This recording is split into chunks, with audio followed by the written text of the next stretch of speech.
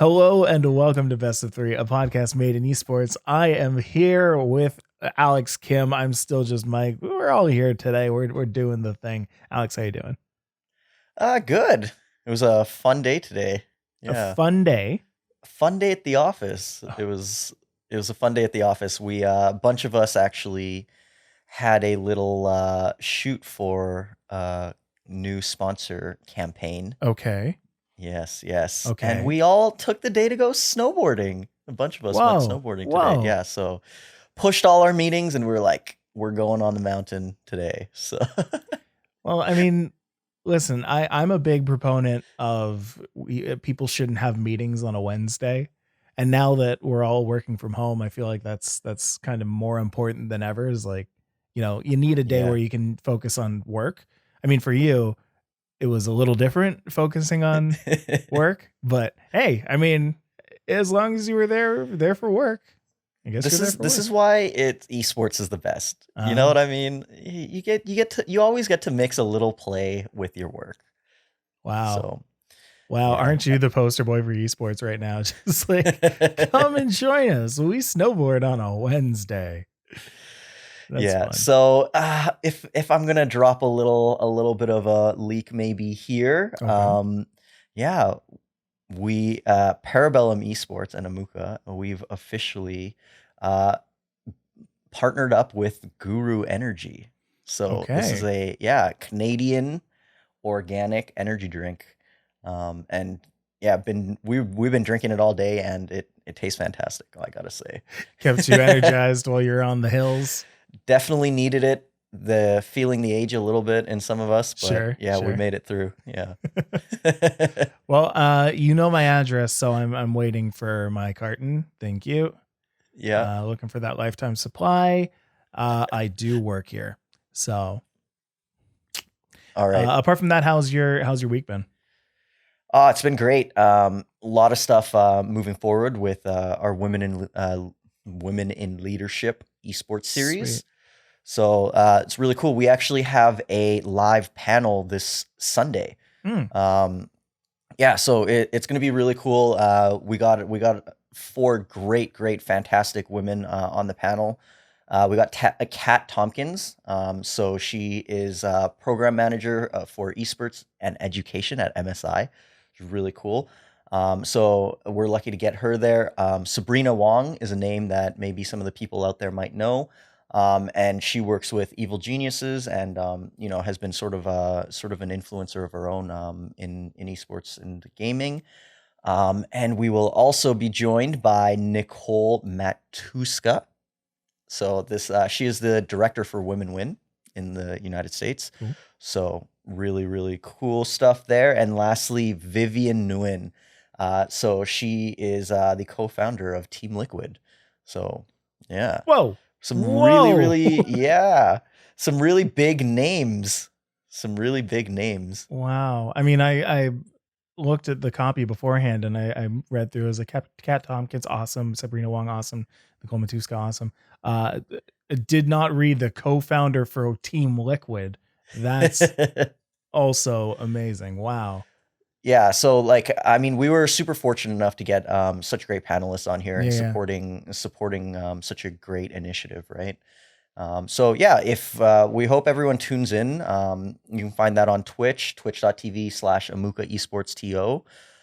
And if you want to go a step further and you want to donate, we also have a bit.ly link. So it's bit.ly/WIL donate. Cool. So it's yeah.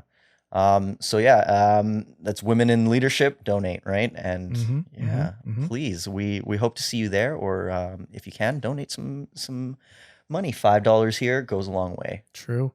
Hey, so have you had any free time for yourself the past couple days? Have you been playing Pokemon Unite anymore? Oh, I honestly I'd love to, but it's been pretty hectic weeks for Sure. me so far. Haven't played really any games this week, so Yeah. Well, I'd like to say that I am on the opposite side and that I've been playing it all the time, but I've kind of dropped it like a sack of bricks. Like, oh really? yeah, and not for any good reason, really. It's just like it it was such a forgettable experience for me Mm. that, like, I don't know, maybe some things have to change. Maybe some things have changed in the past like 2 weeks since it's actually come out. But I had not played it since like first 3 days. Oh Oh. man. Oh So I made it to I actually made it there was like there's a 7-day beginner's quest, and yeah. I finished that, and that's about as far as I've gotten so far. Oh Yeah. yeah. I definitely only got to day 3. Oh yeah, okay, okay. Definitely. Yeah. Huh. It's a fun little mobile game. Honestly, I'm not gonna lie, like I have a lot of fun with it, even though it's very beginner introductory MOBA, you know, but yeah, it's it's simple and something to do for 10 minutes. It's short as well, so I like that. Hmm. Can I Yeah. ask you about esports unfiltered? Yeah.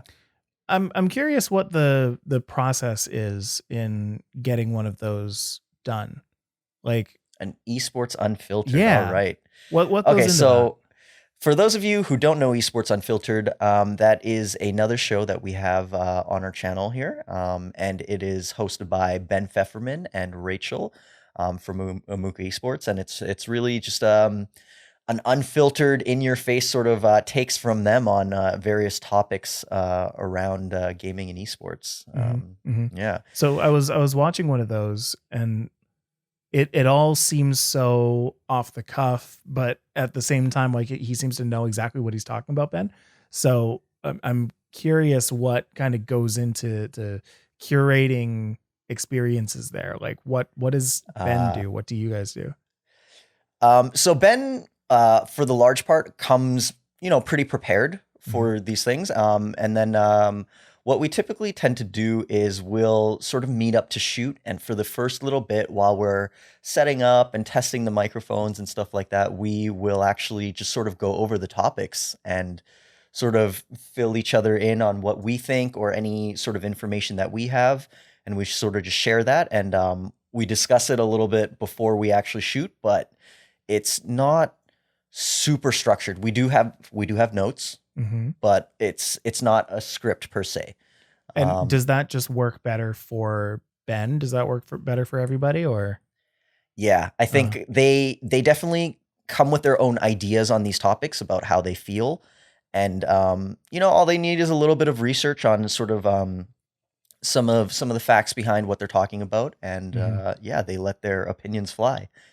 Well, I like that. I mean, it's a big proponent of what you did on organized gaming back before it was made in esports. I mean, you did a lot of the like passion forward kind of things, everything driven by passion. And that Ben was like kind of the poster boy for, a guy who's passionate about esports.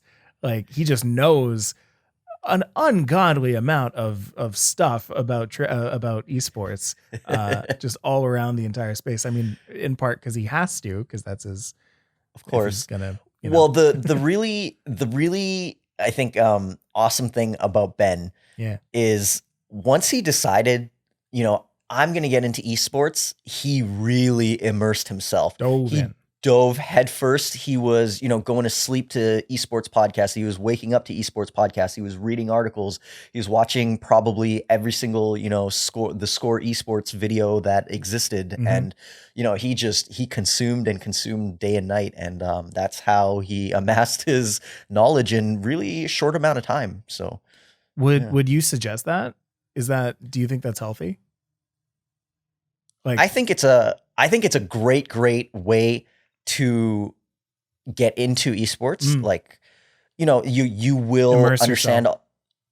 understand a lot about esports, but what Sure. you sort of don't get from videos and articles and these types of things is the lived experiences. Ah. you know, being a competitive player for 10 years, like seeing the come up of esports, and its rise, its communities, and being a part of those. And I think that is something that cannot be sort of acquired through research. Mm. Yeah, you Yeah, kind of have to live it to know it. Yeah. For sure. And every day we do more and more esports, and we host tournaments, and we host, all kinds of shows, and he's building that up as well. Yeah. So yeah, kudos No, to for him. sure. And I mean, like, I draw similar conclusions with, say, even Shopify Rebellion. I spoke about that a couple weeks ago. Mhm. I've been following it very closely because it's something that I'm super interested in. Um, Yeah. and Dario Wunsch, TLO, who used to Right. be a professional StarCraft 2 player, he is, one of the people heading that team for Mhm. Shopify, and so he's been putting out a few videos on the Shopify Rebellion YouTube channel. Ooh. Yeah, like, just kind of talking about things that he's been seeing in esports. Like he talked about the Katowice, the most recent Katowice StarCraft 2 tournament. Right. Um, and so just kind of giving his impressions, giving his ideas of what people are doing now compared to what people were doing before, like how StarCraft 2 has evolved, even now, where StarCraft 2 is less in the limelight, but still a major esport. He's just kind of like speaking to Mm. that from his experience, and so adding on that business knowledge and that knowledge of intricate inside esports is Right. really It's acting well key. for him. It's key. Yeah. Yeah, it's key. And not a lot of people have both. Sorry, um, both sort of sides, both point of views. Yeah. Yeah, so it's a really sort of unique find in esports. A lot of times people will excel at one and not the other. So Well, and did you find with, and this is just going to turn into talking about Ben now. Did you find that like once you guys had started like doing your own tournaments and bringing your own creating your own experiences, that like he got a lot more context as to what was going on? definitely, Uh, I think he was able to really take what he was reading and then sort of apply it to what we were doing, or even just sort of compare it and see how it stacks up. yeah. Fair. Is this, I read that the community is like this. Are they really like that in person? Maybe they're like that in the States, but we're finding that they're not like that in Toronto. Mm, How what sorts of things do these players, these gamers like? These are all things that you can assume, sort of by reading through articles and things like that, but you to really know it is a different thing. So for sure. And I mean, that's one other, contrasting point between things like Shopify Rebellion and things like Amuka, which aren't similar in their method, but just the fact that, one was created during a pandemic situation and one was created far before it. Like mm, you kind of have that context of both sides, and you see right, like how has the in-person experience changed to online on the Amuka side, and then on like the Rebellion side, that's the how do we nurture a team completely from scratch, completely online, starting from online, not pulling from people who used to be offline. right. Just kind of having that global pool or not, depending on what they want. And that's an interesting point too. Like, I think the pandemic really helped a lot of people re-understand gamers. Yes. You know, because yeah, they come to live events and you feel like you know them and everything, and then everything changes, and everything you thought you knew about these gamers, does it still hold true? Maybe it's a little bit different in the online space, or maybe it even changed. But it was really like another re-understanding of the community, and I think that really helped him and us as well. For sure. It was just a good exercise in knowing the community and understanding them better. Mhm, mhm. Well, I mean, Mhm. that's cool. I mean, that this whole thing just came because I got really into esports unfiltered this week. I just was like binging them. They're really interesting just to listen to the train of thought of somebody who is just so into it and so like has so much stake in the game, like personal stake in the Right. game, that like he needs to know everything about it. And so it's just interesting to listen to people talk about it like that. So yeah, that was cool. You listening, Ben? All right. So speaking of tournaments, There was a story this week Yes. that I wanted to talk about. There's a Fortnite pro by the name of Day who fell Yeah. asleep during the Epic Whale Cup. Missed the entire first match, cost them the entire tournament. Uh-oh.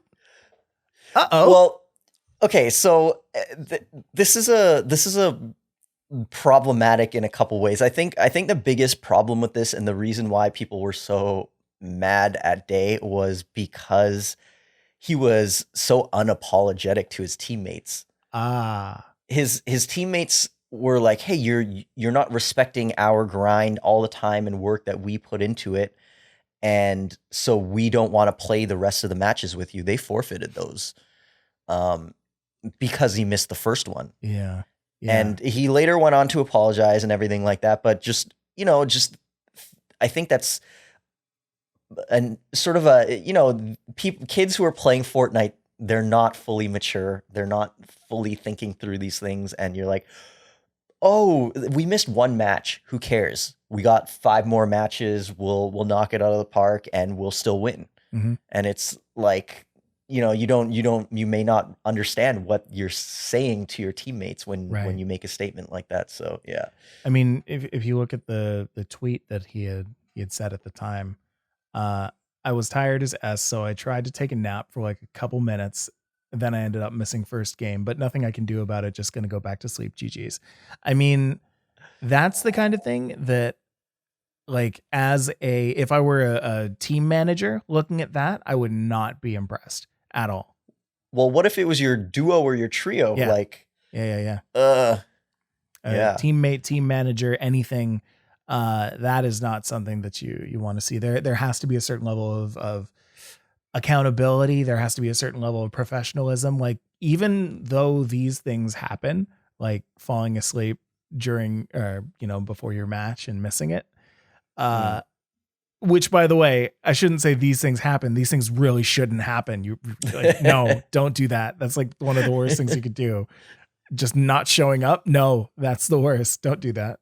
Yeah, definitely not. But even if it does, like, there has to be a certain level of embarrassment. Like, you need to show some remorse, especially publicly.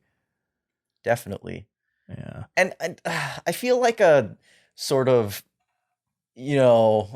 like you put out that statement and then later you apologize. And does it seem genuine? Is it just because you're getting a bunch of backlash? Maybe think about your words a little bit and how you really feel before you put out a tweet. And I mean, people put it in a lot of different words, but like there's this whole idea of like the trust cup or the trust battery, where like, you can start off in a team with all the trust in the world. Your trust cup is full.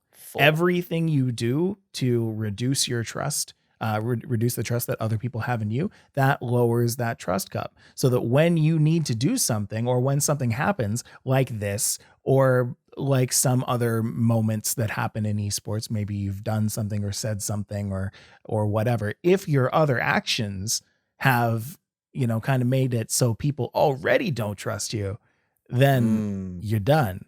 But if you present yourself as this person who can be trusted, and you have this full trust battery or this full trust cup, if something happens and it's not warranting throwing out the whole thing, you still have a little bit of leeway to play with there. But Definitely. like things like this, the tweet kind of puts it over the edge for me. The trust cup is lowering, man. It's draining as we speak. So yeah. I mean, the second tweet that came out of that says, "I don't care what any of y'all say." This is the one that's really the nail in the coffin, though. I don't care what any of y'all say. To be honest, this is literally one tournament I missed out of all the tournaments I've been in, and y'all acting like I missed a whole tournament. It was just one game. Ugh. I'm getting like Allen Iverson practice vibes. Yeah. We talking about practice? Yeah.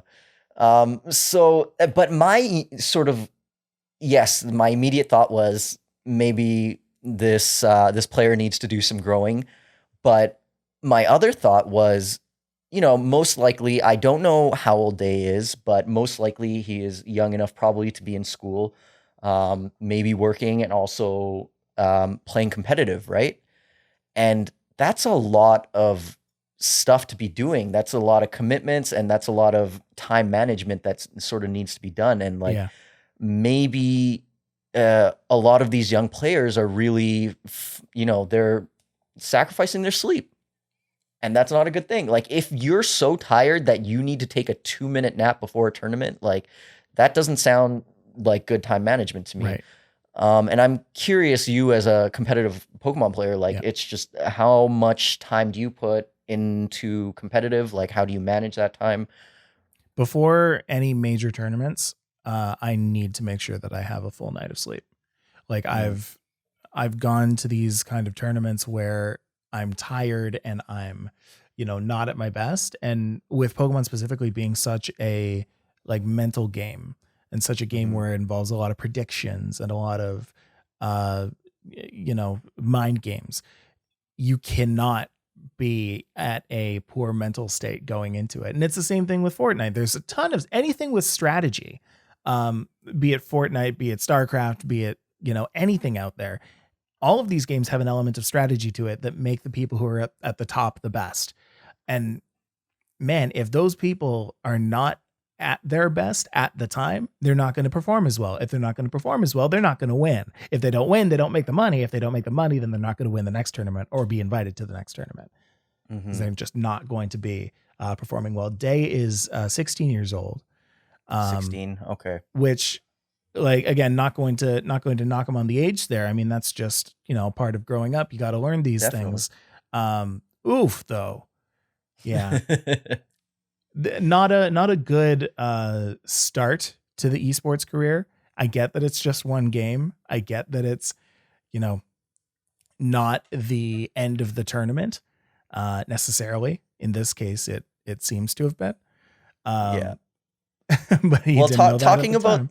talking about that Trust Cup, right? Yeah, It's not just for the general public. Like when you're trying to find a team to play with, who's going to want to play with you? You know, if that Trust Cup keeps you know, draining and hmm your that battery keeps draining and you know, there's if there's also a way to apologize about this too. Is the apology included? Uh, a statement saying Fortnite. No, sorry, not that one. He's saying, I'll take accountability for my actions. I was in the wrong and was just under a ton of stress from the community. I'll make sure this never happens again. You almost had it. You mm, almost had it. mhm. That I was in the wrong and was just under a ton of stress from the community. It was That's close. you had us in the first half, not gonna lie. But when you start kind of deferring blame, that's like stress makes sense. Absolutely. Oh yeah. But don't put it on the community because now you're not going to have the communities back. And that's kind of what you It's need right your now. guys' fault that you pressured Yeah, me. exactly. Exactly. Like it's, Yeah, yeah, I mean, and you can definitely recover though. It's not, 100%. it's yeah, like he has a road in front of him. He has you know, time. So Oh, yeah, absolutely. If I were Day right now, just continue to be a strong Fortnite player, uh, and maybe talk a little less for the next little bit. Just uh, make sure that you don't have any slip ups, and people will eventually forget this. for sure. So Oh man, I don't know if I could fall asleep during a tournament. I just yeah, I know, like I know. I'm trying to think about it, and it's just there's too much going on for me to like. Oh, I need to take a nap and then fall asleep. But I'm like anybody who's ever fallen asleep before going to work. If Mm. anybody's ever worked like an afternoon shift or a night shift and like decided to just take a nap so that they were more awake during the actual shift and then slept through it or slept into it and then woke up and was like, "Oh no, I got to go to work or I got to go to No, school." Like that's but what get it's he said for a couple minutes, he had a yeah. couple minutes to take a nap, and it's like Yeah, I mean, there is some questionable stuff there too. But hey, I mean, but again, like anybody who's ever said like, "I'll just rest my eyes for a second," and then slept through their shift, probably knows what this guy's talking about. I think like everybody's always slept through something. Yes, Um, definitely. so I mean, we can give him a little leeway that way. It's not like that's a unique concept, and I don't think that's what people are necessarily mad about. Um, I'm Yeah, sure it's there are a lot of people definitely who are mad about that, but I it's think it's I more think it's the way you went about, atoning for that. definitely, and it I think it started with his teammates too. Like they Oh, were, they were mad, and the community backed them. mhm. So yeah. Yeah, fair enough. All right, so let's take a little break. When we come back, we've got some news about Blizzard Entertainment. It's been a little while since we've talked about them, apart Mm. from all the OWL and CDL stuff. So we'll chat a little bit about that, as well as some new changes to the Twitch brand safety What is that? coding, I suppose. Yeah. What is that? We'll find out. Ooh. When we come back in just a second. See you then. Yeah. Cool. And so this whole thing is being put up on YouTube. So hi YouTube. This is the break. We're taking a break. Oh Taking a man, stretch. and I Maybe I'll really just play hit my a vape. game of Pokemon Unite. No, there's no time. Not a 10-minute break. That's too long. Is it? Yeah, probably. I Oh should check man. what time it is on my recording so that I know when to cut it for the break. So about that. Cool. Mhm. Yeah. No, that's I don't know, man. Like it's rough when you're a kid and you make those mistakes. Like if one was older, um, I How don't would that be know. better if they were older? It's never good. It's not. I think it's so much better that he was a kid and he's just like, Yeah. he's figuring stuff out. Like if this was like a 25-year-old, I'd be like, get your shit together, dude. Like, Yeah, fair. yeah. But I mean, that's kind of my point though, is like it's easy to write off the actions of somebody younger, but I feel like people that age don't want to be written off. Like if you're trying to be a professional in esports, you can't Mm, be. If you're trying to be a professional in anything, you're trying to be taken seriously. And people aren't going to take you seriously if you do this kid stuff with, right, right. you know, taking a nappy in the middle of a tournament. So, Well, also, again, how he handled it. I yeah, think it would have been fine if he handled it a little bit better. Damn, I messed up. I wouldn't have fell made asleep. news. My bad. Yeah. Yeah, Wouldn't have made definitely. news if you just you know, Oh man. What do you our next topic has got me thinking though. Like I don't know what's in store for, EA Blizzard. for Blizzard. Yeah. We got Overwatch League, we got Uh, CDL, like what is happening? yeah. Well, let's talk about it. Here we go. All right. Time is 29:50. Cool. Here we go. And we're back. Welcome back to Best of 3. Let's talk Blizzard Activision. Let's talk BA, the gaming one that's going through some nasty times. This has been a not great set of 2 years for anything entitled BA. Yes. Um, I don't know if you've also heard of Bon Appetit and their uh, kerfuffle. I'll tell you about that one after, and I'm sure there are a lot of listeners out there that know what I'm talking about. They've had poor work. Yeah, Cliff Notes. They have had very poor work culture, and people came out and spoke about it, and it basically destroyed the company. Anyway, Blizzard Mm. Activision has laid off 50 employees from their From esports that's division. just from the esports division, right? So they laid off, I think they said like 2% of their overall workforce, which is like 190 people. Yeah. So yeah, only 50 of them were on the esports side, but I think that's really where I want to focus is what did these 50 people do and what is going? and what is coming. So You know, give me a quick all talk right. about the 190 though. The 190. To be honest, I don't have too much information about the other employees that weren't on the esports side, but Mhm. um, I'm sure we can assume that this doesn't include like developers. This includes like people who are working in the main facility. That's kind of what we're seeing in other businesses. So I'm just going to go with that it's the assumption. assumption, I think, Yeah. and probably it's going to be more on pandemic related than anything else. But we've heard from the executives there, and they said that these people would be properly compensated, Hmm. that they would have proper packages and everything. So there's no real worry there, and I'm sure they really want to make sure that they don't get any bad press from that front either. Right. But these 50 employees on the esports side, I think they were working on the live events for Overwatch League and CDL, I believe. Eh, And with the pandemic, they haven't had a live event in over a year, Yeah. or in about a year, yeah. There's So not a lot of experience to be made when you're not going to live events. definitely. So they went ahead, obviously, with online tournaments, online leagues, and that structure, I guess, has worked out for them. I mean, the CDL is growing. Overwatch League also, their numbers seem to be okay if you believe the numbers, but Hmm. they dove really hard into this sort of online play, and they've learned a lot. And they're like, hey, why can't we keep this going?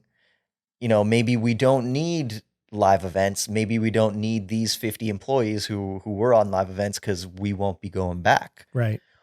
Right. Or, maybe they're like, we really need to make sure that we can manage our money that's going out right now. Um, and they want to, lay those people off until they come back. The pandemic is over and they come back to live events. I So this think this is, is dangerous. Honestly, I think this is quite dangerous to be laying off employees at this point, because we're at a point where we're trying to figure out what to do with live events. We're at a point where we're figuring out how to pivot that into a completely online situation because we're going into our second year of being locked in. And I think a lot of businesses are making the mistake of saying, well, we're not going live, so we probably don't need as many people. We can have a leaner workforce do an online only experience, which is very much not the case. mm, Whenever you get into practice with it, you realize really quickly that like the same amount of work needs to be done for, say, a stream. oh Um, yeah, yeah, for a stream, for any kind of analytics, like you're going to need uh, just as big of a size team working on this, and I think they're going to figure that out pretty quickly. At least internally, we're probably never going to hear anything about that, but yes. oof, I'm sure just as much as the, well, not just as much as the 50 people are, upset that they're not, employed anymore. The Mhm. people who are still there are probably also quite upset about the amount of work that they're going to have to be doing, um, or the amount that's been just put on their plate. Definitely. And not to, I guess, not to name any names, but my girlfriend definitely was working at a company, and there were definitely layoffs, and there were several rounds of layoffs, and every time the layoffs happened, there was more work put onto the existing workforce, right? So the existing employees there, and it sort of it's getting out of hand, right? So Yes. Yes. yeah, And I mean, at some point there's going to be massive burnout, or a lot of people shuffling around jobs for the people who are still at their respective companies, just, finding new work that doesn't put so much on the employees. Cause that's going to happen with this. With yeah, 190 definitely. people leaving, like where is that work going? The work is not changing.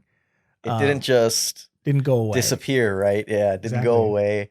Blizzard still Um, wants to make money. They're giving $200 in gift cards to BattleNet to each laid off employee too. So there's that. at least I can spend my money on the company that fired me. Yeah. Yeah. I mean, no, But they are getting several months of compensation, they I are. They believe. are. They are. Yeah. No. Like they're not just being given that. I shouldn't Yes. misinform like that.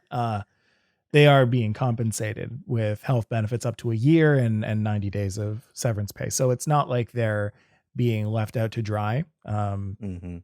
They at least seem to understand that, you know, we are in a pandemic situation, and they have obviously had multiple conversations with internal staff trying to figure out what to do with this. But I think it's short-sighted. Oh, Personally, I you think think it's it's very short sighted? short-sighted. Okay, so here's a question for you then. Mm. Do you think that Blizzard is going to bring back the sort of offline model post quarantine, post pandemic?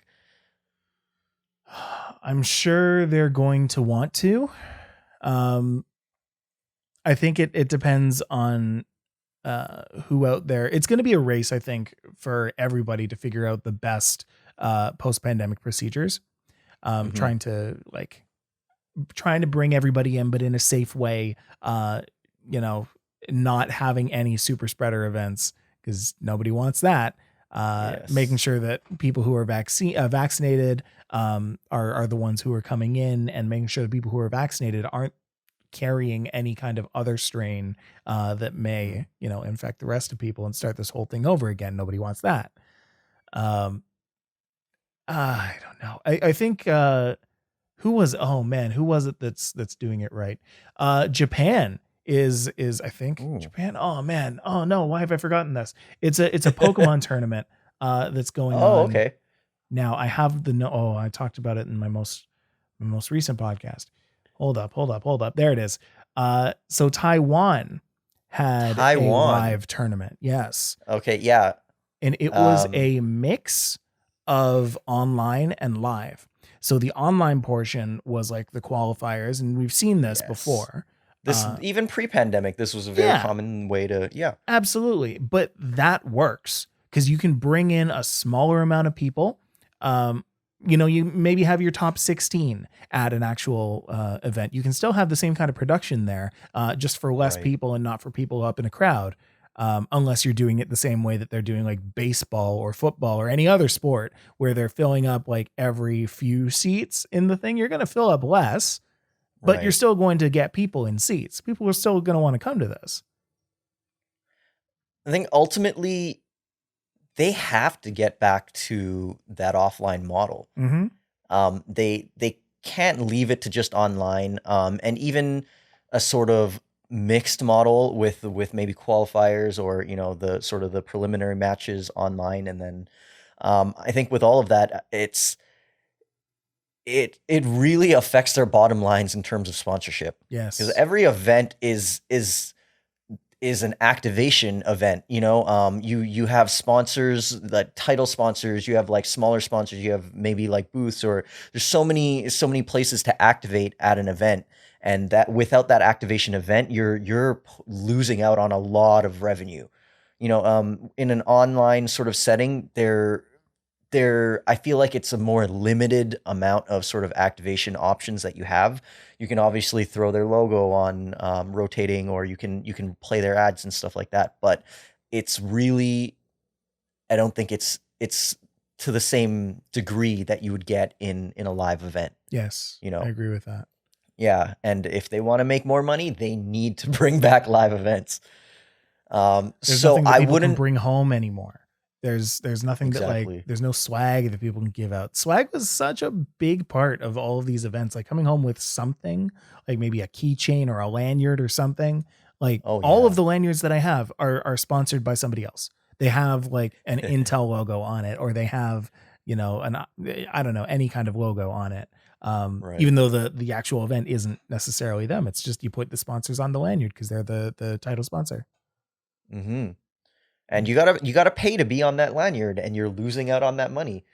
And people keep those lanyards. People Oh like yeah, we have friends who like have a nail on their wall and they hang lanyards every single time they go to an event. it's my room. There you go. They just hang it right there as like a little memento. So every time you're going past, title sponsors, listen up. Every time one of us goes to bed or anytime one of us walks by that thing, we see their logo in our house. That Every is day. invaluable. That is For invaluable for sure. brand awareness. They need, and yeah, so like the sponsors aren't happy. I don't think, No. I mean, they're making do with what's available to activate and the online setting and everything, but I think they're really antsy to get back into the real world, and because I think it drives a lot more value. Yeah. It can be done very well online and can still drive great value, but I think it's a little bit different. It has to be done in a little bit of a different way, Yeah. and if there are people out there who think that Activision Blizzard are going to ditch the live model or live events, there's no way that it's going to happen. I just don't see it. They have to get back there. Yeah. So rest assured. No, that'll Yeah. happen. All right.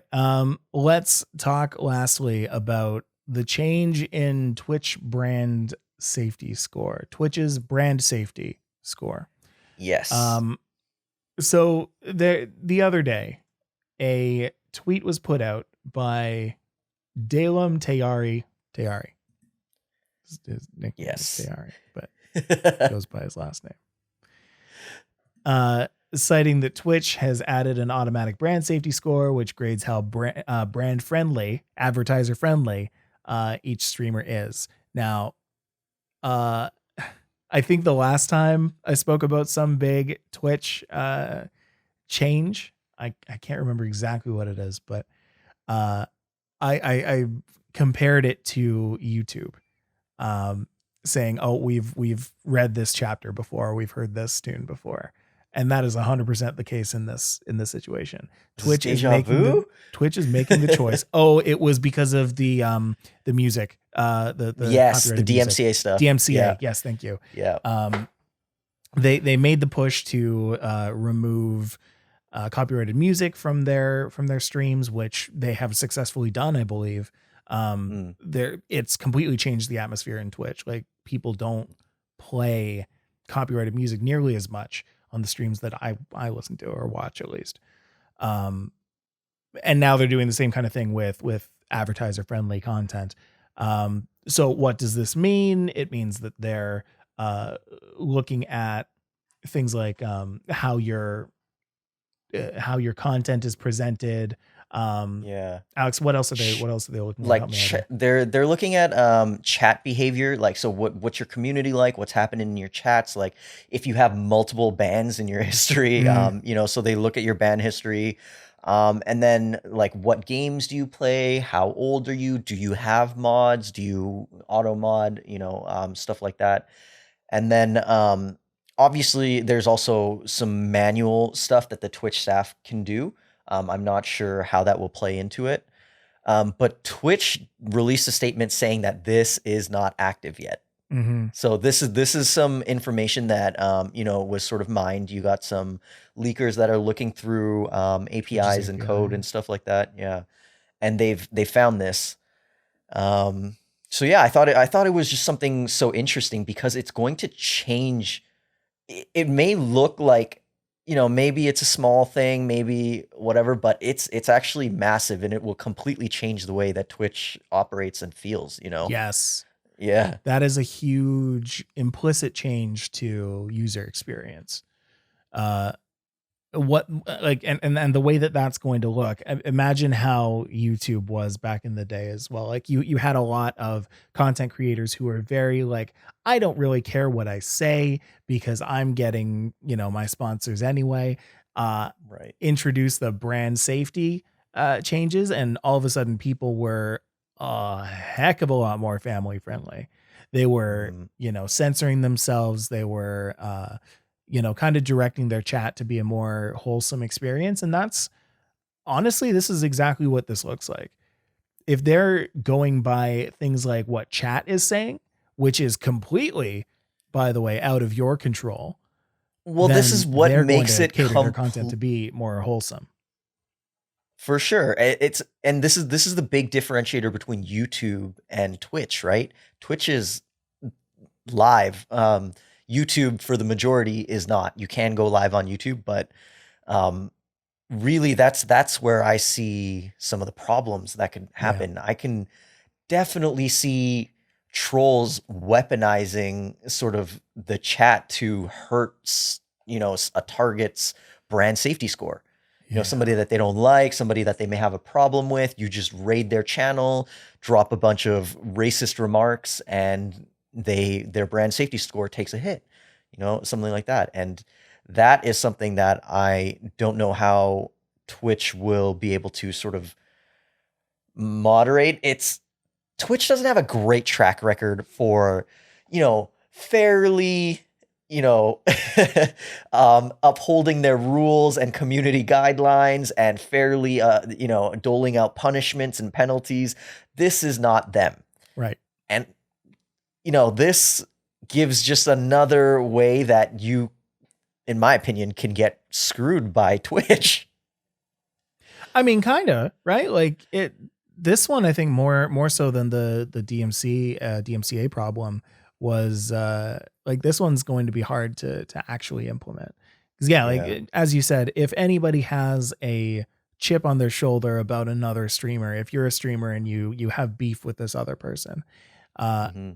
like you can fully get your audience to bomb their bomb their chat and reduce their income. And I mean, this whole thing obviously is due to advertisers coming to Twitch and being like, hey, I don't want my ads, on person X's stream. And up until now, they had the option to veto like personal stream, like certain streamers, but Hmm. not to the detail at which Twitch is doing right now, or is starting to implement.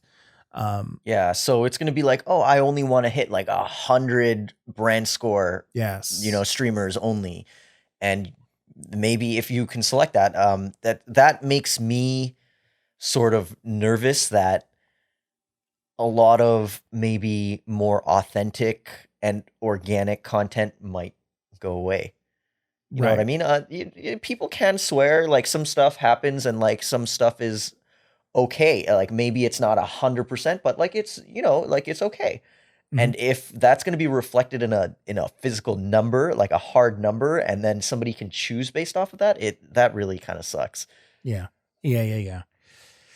So I mean, it's tough to navigate. It's tough to navigate, and scoring streamers is a bit of a slippery slope. Like I'm curious if you're going to be able to see your own brand score or anything like that, or if Mm. there's any tips that Twitch will give in order to change your brand score.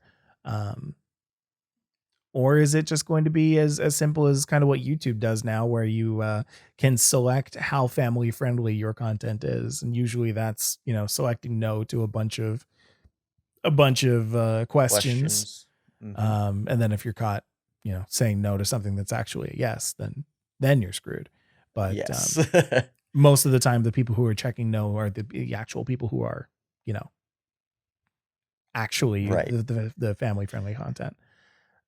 It just helps to select what advertisements going, and really that benefits the person too, because it's not like there are Definitely. some advertisers who, it's not like all advertisers just want a 100 brand score.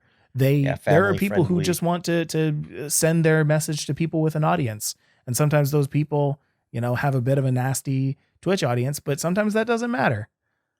You know what's interesting? Imagine being some sort of maybe not highly rated sort of industry, but like maybe something that's a little scammy like crypto. Hmm. And Hmm. you're like, oh, let's see all the people with a 1 brand safety score and just pump this out to all of the, like, I don't know, maybe that could be a thing. Like there might be people who are looking for that niche of, people to, Yeah, get their advertisements out to. So, I guess we'll see.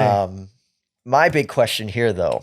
So I think brand safety score, that's interesting, but would you like to see, sort of ratings for streamers for the public, sort of in terms of maturity. Is it is it G, PG, Oh, like PG an 13 ESRB or rating. rated R? Yeah. Yeah, like an ESRB rating. Like, should there be like an ESRB rating for streamers? That's Ooh, an interesting concept, right? that's a tough one to do live. I'm interested in that. I think that could be a cool concept, but would be hard to police. I think it's certainly something that, like, among select partners, among like the top percentage of partners on Twitch, Hmm. um, very easy to have like your Twitch mods or whatever determine a rating based on certain, codes of conduct that person does. Because I mean, there is almost always a Twitch mod in the chat of big streamers, Of course, people yeah. who are streaming to like them, like tens of thousands or hundreds of thousands of people on Twitch, usually at least one. So I mean, if they're trained on some way of determining an ESRB rating, then I don't think it's out of the realm of possibility. I think self-reporting is not a terrible way to go, simply because as a streamer, don't you want to reach the exact audience that okay, so when a viewer tunes in, you want to give them what they were looking for, Yes. what they wanted. And this person wanted an R-rated stream that's this and that and whatever, and they go into that. And maybe they don't want to see a PG stream. Like, they like to have no rules or whatever it may be, right? So if that may actually end up helping the streamer as well, and I think self-reporting might not be the worst way to go about it. I mean, they can take the games that they play into account as well. They Yeah, can yeah. say like, oh, this PG person is playing a R-rated game, so now we're R-rating the actual stream, even Hmm. though we have a person who is, you know, by Right. all other intents and purposes family friendly, versus somebody who is R-rated playing a PG game. You're still getting that R rating. Like it's like the highest rating kind of determines what you are, and what you're Right. being advertised to. Um, That's probably the easiest way to start. I mean, you can yeah. definitely implement, take the ESRB ratings of all the games and then just sort of move them over and, start there. And then you can sort of implement other things to be able to tweak that. Mm-hmm. Mm-hmm. Yeah, not bad at all. It certainly helps with advertisers knowing where to, put your Raid Shadow Legends. I honestly, anything that helps to sort and make discoverability easier on Twitch, I am for. Yes. If I could search by R-rated streams, if I could search by kid-friendly streams for if I had a kid or Mm-hmm. anything like that's so much easier. Mm-hmm. And I'm all for that. I think more of that is a good thing. Absolutely. Yeah. Like parents can much more easily search for new content to watch on Twitch. Because that, again, we've said it before, we'll say it again. I don't currently like how Twitch is doing their discoverability. You kind of need to know who the person is before you start watching them. Otherwise, you don't really know what you're going to get. Exactly. And these things give you details on what to expect from this stream Yes. before you click it. And like, I think that is 100% a good thing. Yeah. I mean, up till now, Twitch has done an okay job at that, in that they're uh leaving it up to the streamer, and has created um a culture where that's what you're supposed to do. You need to fill out your about page. You need to say what your channel's about and what people can expect coming in. But again, they have to come in to do that. It's Hmm. like, you've got this convention hall, a bunch of doors. You have to open up the door, peek your head in, and be like, "Hey, what you doing in here? Is this fine for me and my kid to come in?" And the person in there is like, "F no." And it's like, "Okay, I'm gonna close that door. Go to the next one." Exactly. Yeah, That's tough. That's it's tough tough. to do. Well, good So, luck. Good luck to you, yeah. Twitch. Um, and with that, I think that's going to be the end of Best of Three this week. Lots of cool things we were talking about today: women in leadership, falling asleep during tournaments. We kind of ran the gamut this time. Oh yeah, Uh, we're all over the place. Stay woke, people. Stay awake. Blizzard and Twitch's brand safety. Oh boy, it's a lot of stuff this week. Alex, tell the people what they can look out for this week. What can you look out for? Look out for just look out for the Women in Leadership panel on Sunday, and yeah, be sure to tune in again or donate if you can. And that link will be in the description below. So thank you guys so much. bit.ly/WIL donate. For me, you can check me out here on Best of Three or on my other podcast, Poke Sports, a competitive Pokemon podcast. I talk about Pokemon. Yeah, Alex, tell the people where they can find you. You can find me on Twitter, like always, Crispy Kim. That's Crispy with a K and Kim with a K. Hey. Hey. All right. And then, of course, you can find Best of Three where you find your podcasts, as well as on the Bolt Plus and the Game Plus network. And with that, we will see all of you next time. Bye-bye, everybody. And as always, of course, you can check out, as I said, Best of Three, now available on the Bolt Plus app. Download for free on the Google Play or the App Store. Love it.